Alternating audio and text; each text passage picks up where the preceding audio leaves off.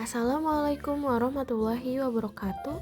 Perkenalkan, nama saya Askia Horadotul Jannah, saya dari kelas 12D.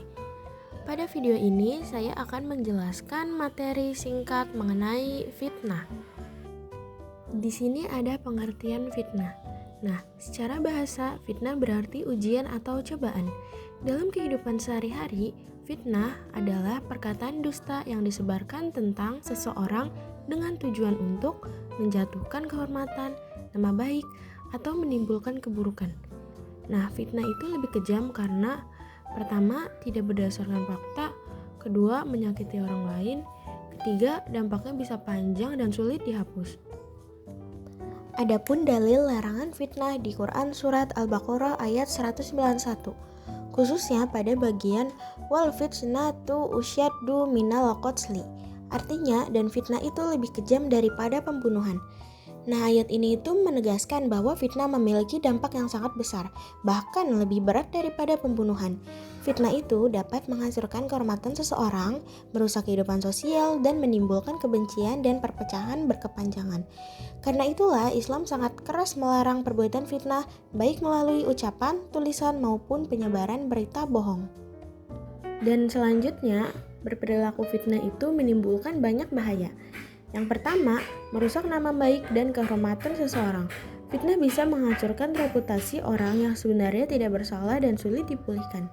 Yang kedua, menimbulkan permusuhan dan perpecahan. Fitnah memicu konflik, pertengkaran, dan kebencian antar individu maupun kelompok.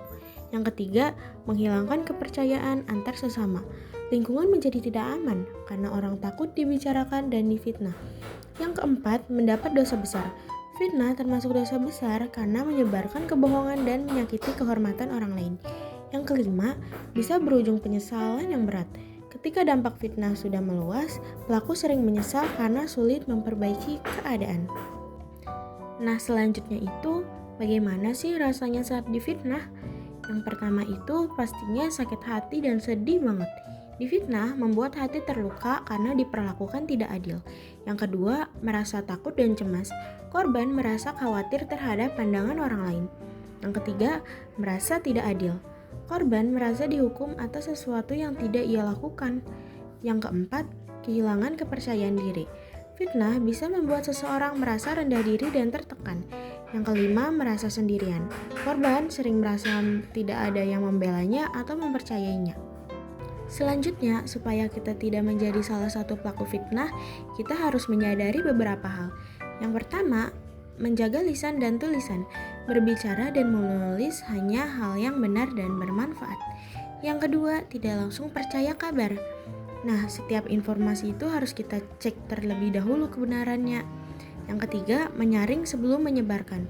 Tidak semua berita perlu disebarkan, apalagi yang belum jelas. Yang keempat, berprasangka baik atau husnuzan.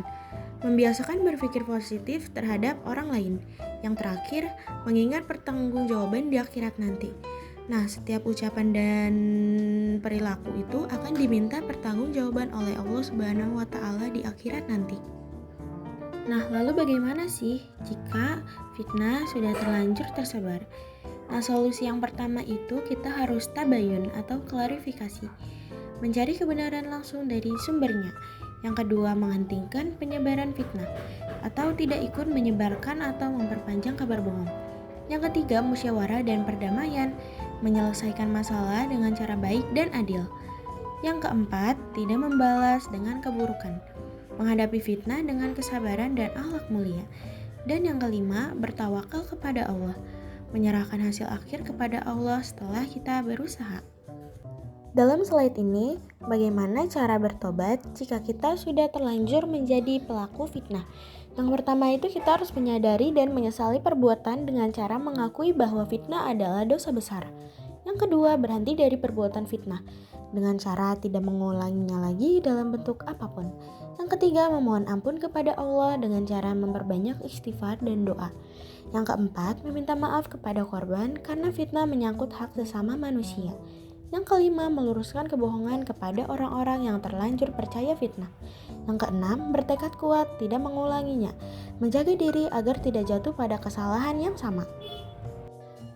Di sini adalah doa agar terhindar dari fitnah. Allahumma inna a'udzubika minal mitani ma zahara minha wa ma baton.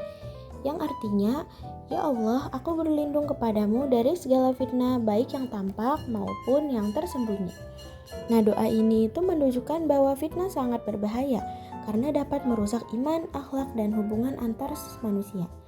Fitnah yang tampak berupa gosip, hoaks, dan konflik. Sedangkan fitnah yang tersembunyi berupa penyakit hati, seperti iri, dengki, dan niat buruk. Hadis ini mengajarkan agar seorang muslim selalu waspada, menjaga lisan dan hati, serta memohon perlindungan Allah dalam setiap keadaan. Yang terakhir, fitnah adalah dosa besar yang sering dianggap sepele banget nih. Sebagai muslim, kita dianjurkan untuk menjaga lisan, menjaga hati, menjaga kehormatan sesama. Karena kehormatan manusia sangat dijunjung tinggi dalam Islam. Sekian materi yang dapat saya sampaikan. Semoga materi yang dapat saya sampaikan dapat memberikan manfaat kepada orang-orang. Kurang lebihnya mohon maaf. Wassalamualaikum warahmatullahi wabarakatuh.